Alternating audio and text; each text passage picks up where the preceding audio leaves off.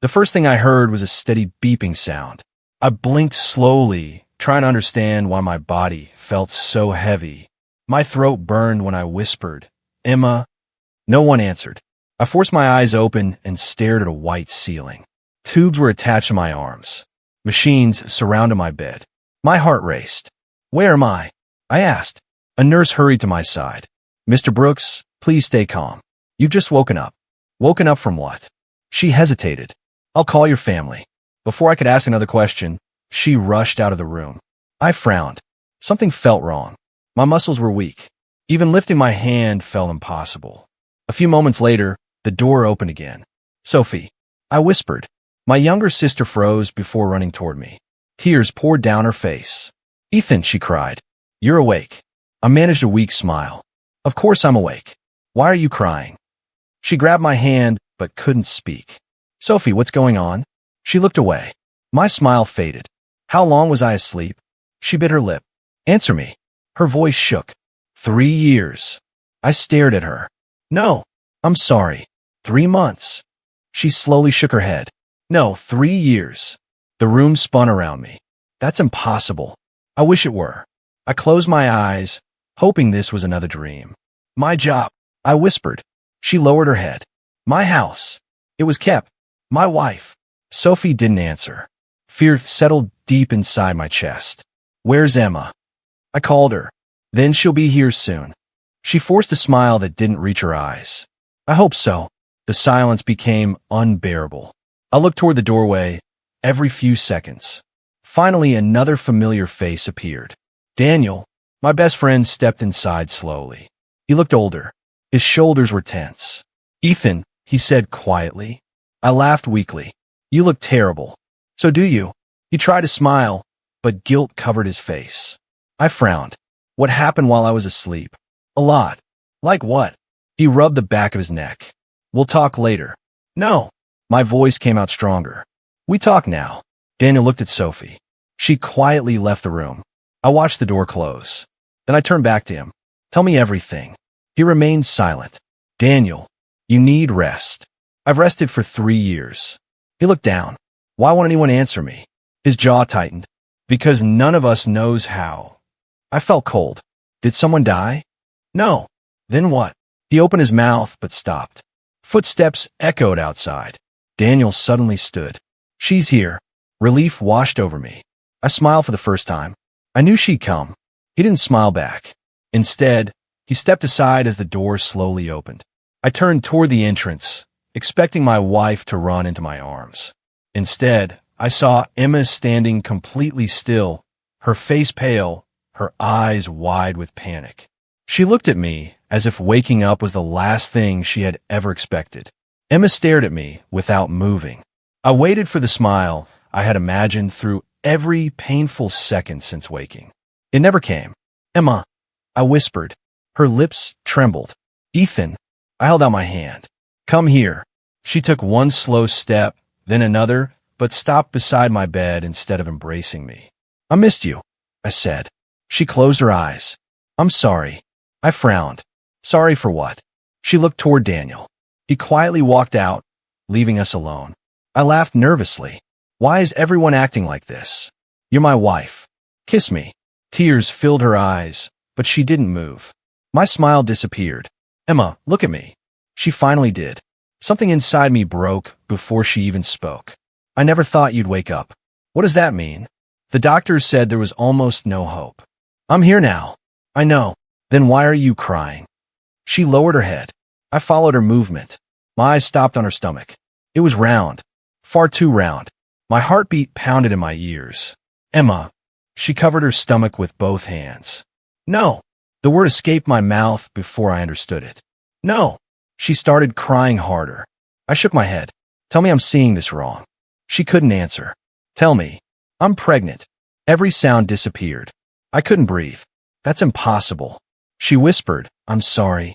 I pulled my hand away from hers. "Whose baby?" She remained silent. "Emma." She flinched. "It's Ryan's." The name hit me harder than the coma. "Ryan Carter?" She nodded. "Your ex." Another nod. I stared at her. "You told me you never loved him." "I thought I didn't." "You married me." "I know." You promised we'd grow old together. I know. So how? Her shoulders shook. I was alone.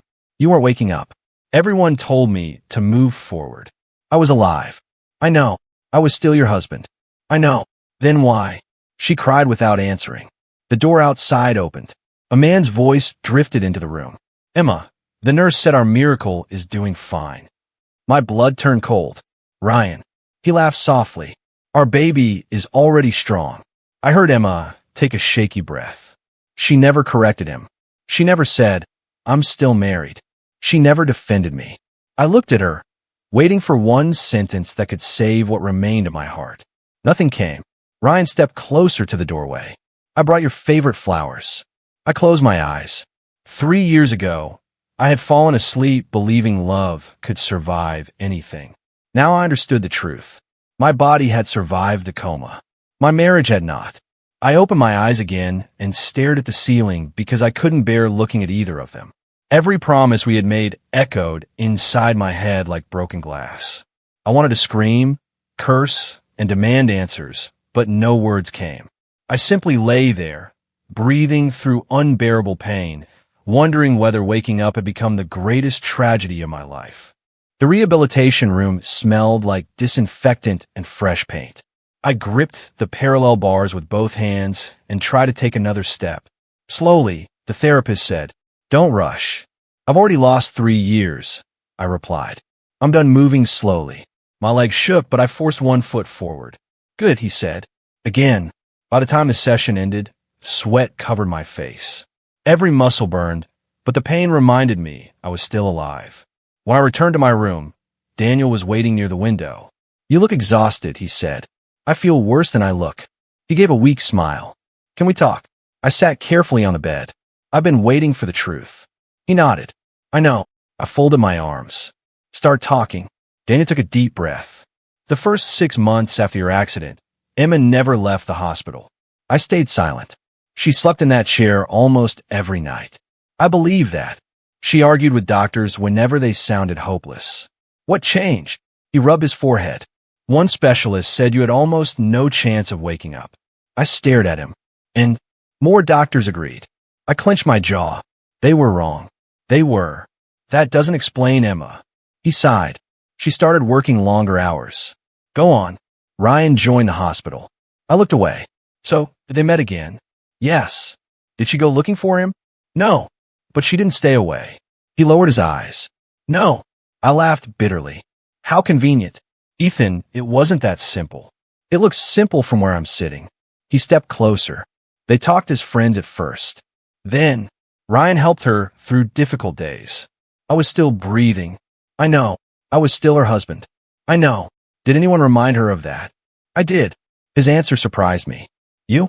I fought with her more than once. I searched his face. Why didn't you tell me sooner? I didn't know how. I shook my head. You were my best friend. I still am. Then stop protecting her. I'm not. It feels like you are. He looked hurt, but didn't argue. After a long silence, I asked, when did they become a couple? He hesitated. About a year after your accident. My chest tightened. So she waited 1 year. He nodded slowly. I told her she was making a mistake. What did she say? She said she couldn't spend her whole life waiting beside someone who might never wake up. I looked down at my trembling hands. I never got the chance to answer. No. I never got the chance to fight for my marriage. No. The room became painfully quiet. Finally, I asked, does she love him? Daniel closed his eyes for a moment. I honestly don't know. Before I could speak again, someone knocked gently. Sophie stepped inside, carrying a small bag. I brought you fresh clothes, she said. Thanks. She smiled sadly. How was therapy? Hard. You'll get stronger. I have to. She sat beside me. I've wanted this moment for 3 years. I squeezed her hand. I'm sorry you had to carry everything alone. You don't have to apologize. I wasn't here. You didn't choose that. I looked at both of them. Then tell me something neither of you has told me yet. They exchanged nervous glances. I knew another painful truth was waiting, and this time, I wasn't sure I wanted to hear it. Sophie lowered her eyes before speaking. I argued with Emma more times than I can count. I looked at her. You did. She nodded. I begged her not to give up on you. What did she say?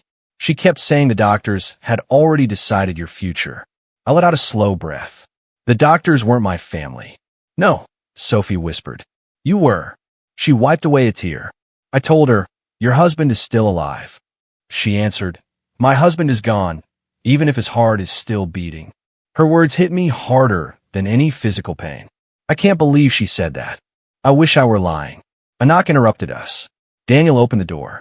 A woman wearing a navy business suit stepped inside with a leather folder in her hand. Mr. Brooks? She asked. Yes. I'm Olivia Bennett. She offered me a polite smile. I'm your attorney. I frowned. My attorney? You hired me before your accident. I don't remember. That's understandable. She placed the folder on the table. I've been protecting your interests while you were unconscious. Sophie quietly stood. I'll give you some privacy. No, I said. Stay. Olivia nodded. Some of this concerns your family. She opened the folder and spread several documents across the table. I need you to review these. I picked up the first page. What am I looking at? Property transfers. My heart sank. Transferred by whom? Emma. I stared at the signature. It's hers. Yes. Did she steal everything? Olivia shook her head. No. Every document appears legally signed under emergency authority. Then what's the problem? She folded her hands. The timing? What do you mean? Most transfers happened after doctors declared your recovery nearly impossible. I looked at another page. Our vacation house. Transferred. The investment account. Transferred. My company shares. Partially transferred. I rubbed my temples. Can these be reversed? Maybe. Maybe. I believe someone influenced Emma's decisions. You mean Ryan? I can't prove that. But you suspect it. Yes. Before I could answer, laughter echoed from the hallway. I recognized Ryan's voice immediately. He walked past my open door with Emma beside him. Ryan glanced inside and smiled. Oh, you're awake. I didn't answer. He slipped one arm around Emma's shoulders. I hope recovery goes well. I kept staring at him. He smiled wider. I know this situation is awkward. Awkward? He shrugged. Life moves on. Emma whispered, Ryan, please. He ignored her. We're trying to build a peaceful future. I finally spoke. My marriage wasn't an obstacle. His smile faded. I didn't say it was. You didn't have to. Emma looked at me with tears in her eyes. I'm sorry. I shook my head. Sorry doesn't change anything.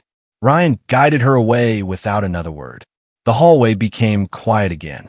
Olivia closed her folder. What will you do now? I looked at every document one last time before placing them neatly back on the table.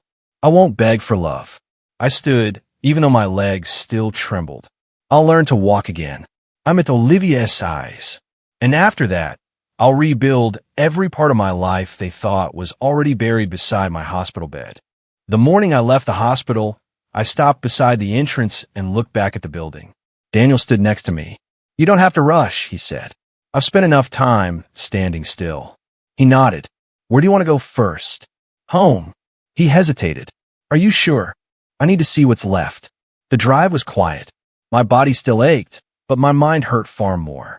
Every street looked familiar, yet I felt like I was seeing another man's life.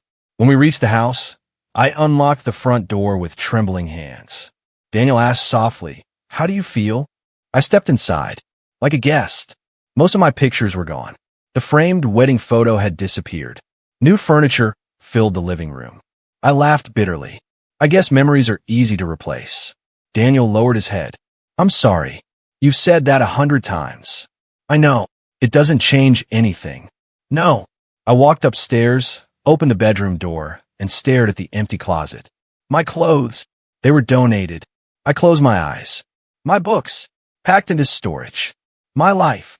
Daniel couldn't answer. After a long silence, I picked up my old watch from the nightstand. They forgot this. He looked at it. Maybe they overlooked it. No. I fastened it around my wrist. They forgot I was coming back. My phone rang. The screen showed an unfamiliar number. Hello. Mr. Brooks. Speaking. This is Olivia Bennett. Good morning. I've reviewed more financial records. What did you find? Can we meet today? Yes. There's a cafe near your neighborhood. I'll be there. An hour later, I sat across from Olivia. She placed a thick folder on the table. I wish I had better news. I don't expect good news anymore. She opened the folder. These investment accounts were created 18 months ago. I studied the papers. I never approved them. You couldn't. So who did? Emma. I looked away. How much? Almost everything transferred from your shared savings. I swallowed hard. And where did the money go? Ryan's medical technology company. I frowned. I've never heard of it. It was a private startup. Was. Olivia nodded. It failed. How badly? Nearly bankrupt. I leaned back. So our savings disappeared. I'm afraid so. I rubbed my forehead. Did Emma know the risk? I can't prove what she knew. But I found emails. I looked up. Emails. Ryan promised guaranteed returns. I laughed without humor. He sold dreams. And Emma believed him. I stared through the cafe window. I don't even recognize the woman I married. Olivia spoke gently. People make desperate choices. I was desperate too. She remained silent. I never betrayed her. Before Olivia could answer, my phone vibrated again. Daniel. I answered. What happened? You need to come to the rehabilitation center. Why? Dr. Michael Turner wants to speak with you. Is something wrong? No. Then why the urgency? He says your recovery depends on a decision only you can make. I ended the call and looked at Olivia. I guess my next battle is waiting. She smiled faintly. And this one is finally about your future, not your past. I arrived at the rehabilitation center 20 minutes later. My legs still felt weak, but I refused to let anyone see fear in my eyes. Dr. Michael Turner greeted me with a firm handshake. Good to see you standing, Ethan. I'd rather be running. He smiled. That's the attitude I wanted. Daniel sat quietly near the wall. Dr. Turner pointed toward the training room. Walk with me. I followed him. After a few slow steps, he asked, Why are you working so hard? I want my life back. No. I looked at him. That's not your real answer. I frowned. It is. He shook his head. You can't get your old life back. His words stung. So what do I fight for? He stopped walking. You fight for the man you'll become. I stayed silent. He continued, If every exercise is about Emma, Ryan, or your marriage, you'll lose. What if I can't stop thinking about them? You don't have to. Then what? You learn to stop letting them control you. I let those words settle inside me. So revenge isn't enough. No.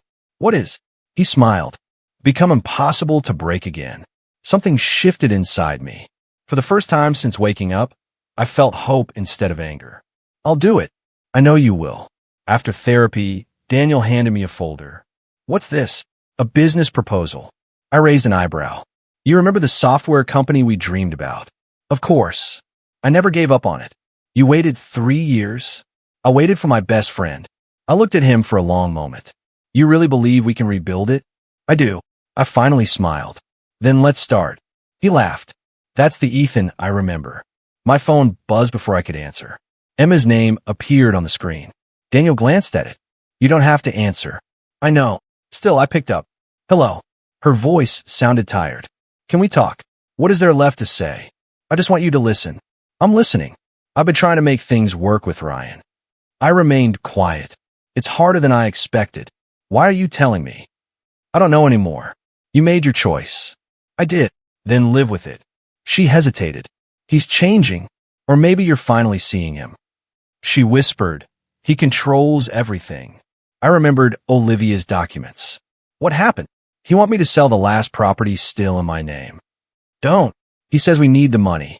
I close my eyes. So it never ends. What do you mean? He always wants more. She didn't answer. I said quietly, I can't save you anymore. The line stayed silent. I hope one day you understand why. I ended the call. Daniel asked, How do you feel? Lighter. Really? I finally realized something. What? I don't miss the woman she became. He nodded. Good. I looked toward the rehabilitation track where I had struggled to walk only hours earlier. Each painful step had carried me farther from the man who entered the hospital 3 years ago. That version of me had trusted blindly. This version would trust carefully. I adjusted my watch, straightened my shoulders, and smiled at the road ahead. Ryan believed he had already won. He had no idea I had finally stopped fighting for my past. From now on, I was fighting for my future. 3 weeks passed before Olivia called me again. Ethan, Are you free? She asked. I can make time. What's happened? I think we've reached the turning point. My pulse quickened. I'll be there in 30 minutes.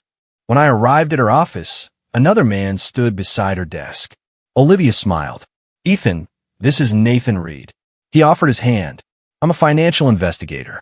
I shook it. You found something? Nathan nodded. I found much more than something.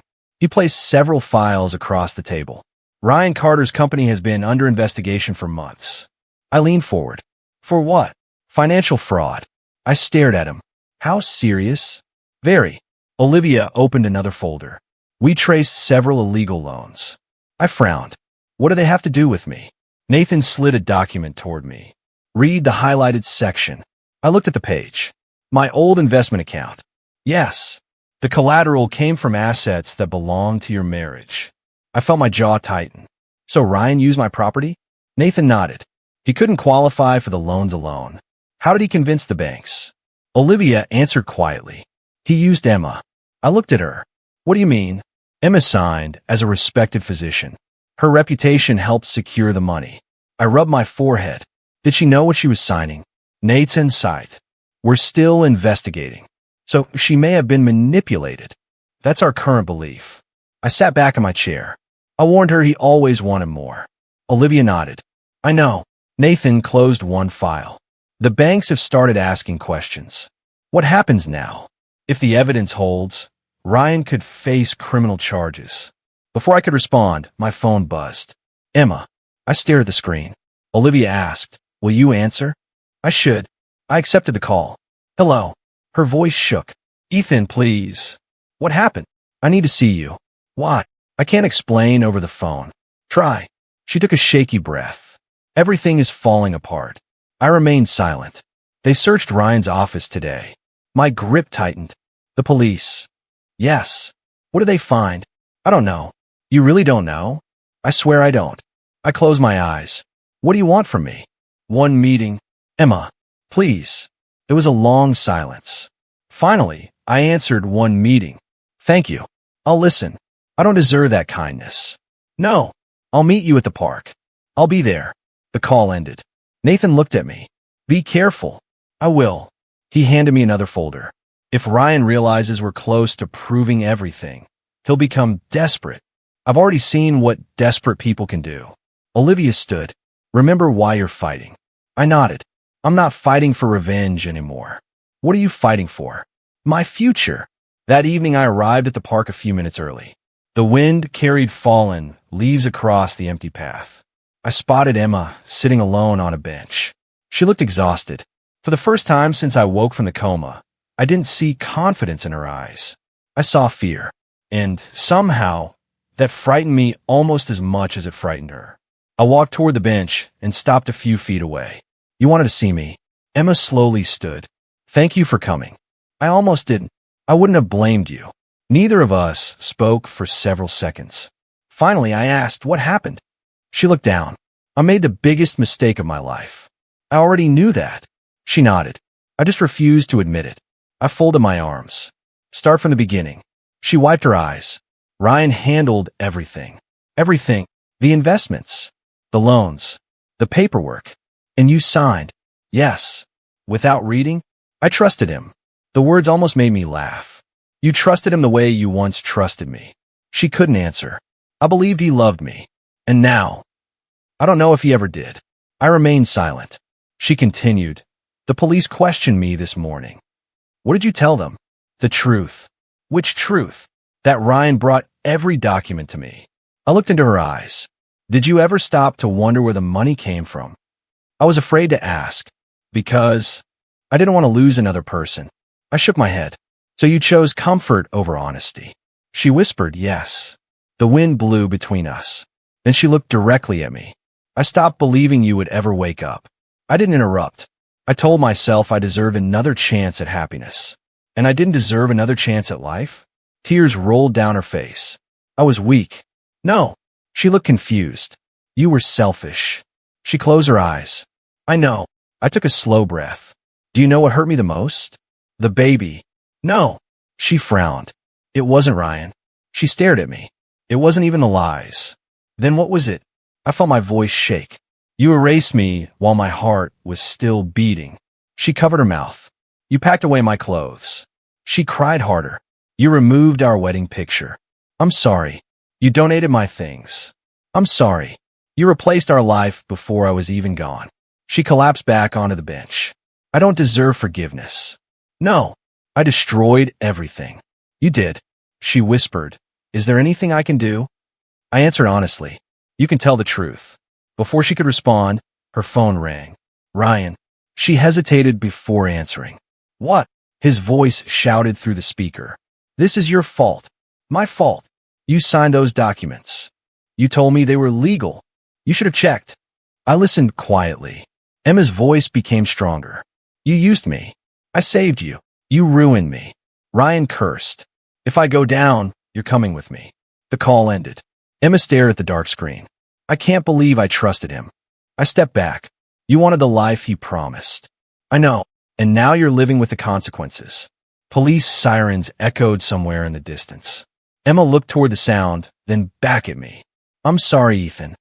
I nodded once. I believe you. Hope filled her eyes for one brief moment. Then I finished my sentence. But believing your apology doesn't mean I can ever give you my life again. I turned around and walked away without looking back. For the first time since waking from the coma, I didn't feel anger behind me. I only felt the weight of a closed chapter and the quiet beginning of another one. 2 days after my meeting with Emma, my phone rang before sunrise. It was Nathan. Ethan, are you awake? I am now. What's happened? We executed the warrants. I sat up. You arrested Ryan? Yes. I let out a slow breath. So it's finally over. Not completely. What do you mean? He'll face several charges, but the investigation is still active. I understand. Nathan paused. I thought you deserved to hear it from me. Thank you. After the call ended, I stared out the window. I had imagined this moment many times, yet victory didn't feel the way I expected. An hour later, Daniel knocked on my apartment door. You heard? He asked. I did. He handed me a newspaper. Ryan's picture filled the front page. I read the headline without saying a word. Daniel sat across from me. How do you feel? I thought I'd be happier. And I mostly feel tired. He nodded. That makes sense. My phone buzzed again. Olivia. Good morning. I answered. Ethan, I wanted to update you. I'm listening. The evidence Nathan uncovered was stronger than we expected. What happens next? The banks are recovering their records. And Emma. Olivia hesitated. The hospital suspended her. I closed my eyes. So she lost her job. For now. I thanked her before ending the call. Daniel leaned forward. Do you think she knew everything? I don't know anymore. Before either of us could speak again, Sophie called. Ethan. Hi. I just came from the hospital. My heart tightened. Is Emma okay? She's in labor. I remained silent. There isn't anyone with her. What about Ryan? He's in jail. I looked toward the floor. And her parents? They refused to come. I rubbed my forehead. So she's alone. Not completely. What do you mean? I'm staying with her. You? Sophie answered quietly. I couldn't leave her by herself. After everything, she made terrible choices. I know, but no woman should face childbirth completely alone. I smiled sadly. That's who you are. Will you come? I closed my eyes. No, I understand. I'm not ready. You don't have to explain. After we ended the call, silence filled the room. Daniel finally spoke. You still care. I care about the person I married. And the woman she became? I don't know her. Later that afternoon, Daniel spread several papers across the dining table. Look at these. What are they? Our business plan. I studied the pages. You've been working on this. For weeks. You really believe we can build something? I wouldn't be here if I didn't. I looked at him. You never stopped believing in me. I made mistakes. We both know that. I want to spend the rest of my life making up for them. I smiled for the first time that day. You don't have to spend your whole life apologizing. What do I do instead? I extended my hand. Help me build something better. He shook it firmly. You have a partner. For the first time since waking from my coma, I felt like I wasn't rebuilding alone. Outside, the rain finally stopped, and sunlight broke through the clouds, reminding me that even the longest storm eventually runs out of darkness. Ethan, Emma wants to talk to you. I became quiet. Why? She said she needs to apologize. I don't need another apology. I know. Then why? Because she needs to say it. I looked at the wall for several seconds. Where? The hospital garden. I almost refused, but something inside me told me to go. When I arrived, Emma was sitting alone. She looked different. Not like the confident doctor I remembered. She looked like someone who finally understood the damage she caused. Ethan. I stopped in front of her. Hello, Emma. She stood slowly. Thank you for coming. I won't stay long. I understand. We sat across from each other. For a moment, neither of us spoke. Then she whispered, I lost everything. I looked at her. No. She looked surprised. What? You lost the life you chose. Tears filled her eyes. You're right. I waited. She took a deep breath. I spent years believing I was the victim. And now I understand I hurt the person who loved me most. I looked away. Why did you ask to meet me? Because I need to say this while I still have the courage. I stayed silent. Ethan, I'm sorry. The words sounded different this time. Not like an excuse. Not like a defense. I destroyed our marriage. I didn't answer. I abandoned you while you were still fighting to come back. My hands tightened. I replaced you before I knew if you would wake up. I looked at her. Yes. She nodded through tears. I know. You know what hurt the most? She shook her head. I wasn't angry because you had a child. Her eyes widened. I wasn't even angry because of Ryan. Then what? You made me feel like I had already died. She covered her face. I know. You moved on from someone who was still alive. I know. I took a deep breath. For years, I imagined this moment. I imagined screaming. I imagined making her feel my pain. But now that she was sitting in front of me, broken and honest, I felt something unexpected. Peace. I forgive you. She looked up quickly. You do. Not because what you did was acceptable. Tears rolled down her cheeks. Then why? Because I don't want to carry this anger forever. She lowered her head. I don't deserve your forgiveness. Maybe not. The honesty hurt, but it was necessary. But I deserve peace. She nodded. I understand. I stood. Emma, I hope you become a better person. I will. But we can't go back. Her lips trembled. I know. The marriage ended when you stopped waiting. I know. I walked away slowly. This time, I didn't feel like I was losing something. I felt like I was finally free. Months later, Daniel and I opened our new company. On the first day, he looked around the office and smiled. We actually did it. I laughed. Yeah. After everything. After everything. I looked at the name on the wall and felt proud. My life had fallen apart. My heart had been broken. But I rebuilt everything from the pieces. And this time, I built it for myself. 6 months had passed since I left my old life behind. Every morning, I walked into my office and reminded myself that I was no longer the man who woke up in a hospital bed feeling forgotten. I was Ethan Brooks, not a betrayed husband, not a man waiting for someone to choose him. Just Ethan. Daniel placed a coffee cup on my desk. You still arrive before everyone. I smiled. You still complain about it. Because normal people sleep. I slept for 3 years. He laughed. That joke is still terrible. But you still laugh.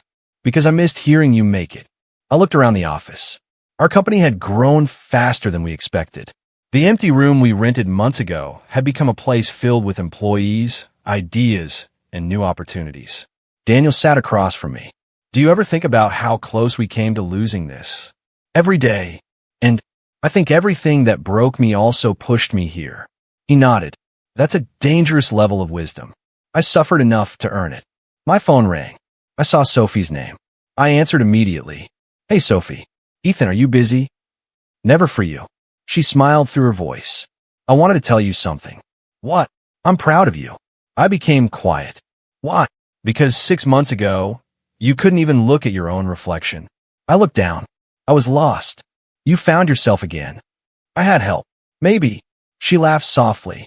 But you still had to choose to stand up. I smiled. Thank you. For what? For never giving up on me. You are my brother. That's not something I can give up on. After the call ended, Daniel looked at me. She's right. About what? You changed. I leaned back. Is that good? Very. Later that afternoon, Olivia visited the office. She carried a folder and a small smile. Busy. Never too busy for you. She sat down. Your legal documents are finalized. Everything. Everything. I nodded. Thank you for everything you've done. She looked away. I was just doing my job. No. I smiled. You did more than that. She became quiet. I watched you lose everything. And you helped me rebuild. I only reminded you of what you were capable of. I looked at her. That's not a small thing. A comfortable silence filled the room. Months ago, I couldn't imagine trusting anyone again. Now, sitting across from Olivia, I realized trust could return slowly. Not because I forgot the past, because I learned not everyone would repeat it. She smiled. You know, you don't have to work every second. Is that advice from my lawyer? No. Then what is it? Advice from a friend. I smiled. A friend. Yes. I like how simple that sounded. No promises. No pressure. Just honesty. For the first time in years, I felt something I thought I had lost forever. Peace. A year after waking from my coma, I visited the place where my old life had ended. The hospital. Daniel stood beside me. You sure you want to come here? I looked at the building. Yes. Why? Because I don't want to be afraid of my past anymore. He nodded. That's something the old Ethan would never say. I smiled. The old Ethan trusted everyone. And the new Ethan forgives, but he remembers. We walked through the entrance. For a moment, memories returned. The hospital bed, the machines, the moment I learned my marriage was gone. But this time, those memories didn't control me. They were just memories. Later that day, Sophie invited me for dinner. When I arrived, she hugged me tightly. You look happy. I am. She smiled. I never thought I'd hear you say that. Neither did I. We sat together at the table. Sophie looked at me carefully. Do you ever wonder what happened to Emma? Sometimes. She is doing okay. I nodded. Good. That's all you have to say? Yes. She looked surprised. You're not angry? No. Ow. I thought about it. Because anger kept me connected to the past. And now I want to live. Sophie smiled proudly. That's the brother I knew was still there. After dinner, I checked my phone. A message from Olivia appeared. Congratulations on another successful year. I smiled and replied. Thank you for believing in me. A few seconds later, she answered. I always knew you would make it. I stared at the message for a while. My feelings for Olivia had grown naturally. There was no rush. No need to replace the past with something new. For the first time, I understood that love didn't have to come from pain. It could come from trust. Months later, Olivia and I sat at a quiet cafe. She looked at me. Can I ask you something? Of course. Are you happy? I smiled. Yes. Really? Really? She looked relieved. Good. I laughed. Why does that sound like a lawyer checking a contract? Because I need proof. Proof? Yes. You're finally smiling more. I looked outside the window. I spent years trying to get back what I lost. And now I realize I was supposed to find something better. She smiled. I like that answer. I looked at her. I like having you in my life. Her cheeks turned slightly red. I like being here. We didn't make promises about forever. We didn't need to. Some things were better when they grew slowly. That night, I walked home feeling lighter than I had in years. I once believed waking up from the coma was my miracle. I was wrong. The real miracle was surviving betrayal without becoming cruel. I lost a marriage. I lost the life I thought I would have. But I didn't lose myself. Ryan lost everything because of his choices. Emma lived with the consequences of hers. And I finally understood something important. Karma does not always arrive with revenge. Sometimes karma is simply time revealing the truth. I kept walking forward, not because I forgot what happened, because I finally accepted that my future was worth more than my past. For the first time in 3 years, I was truly awake.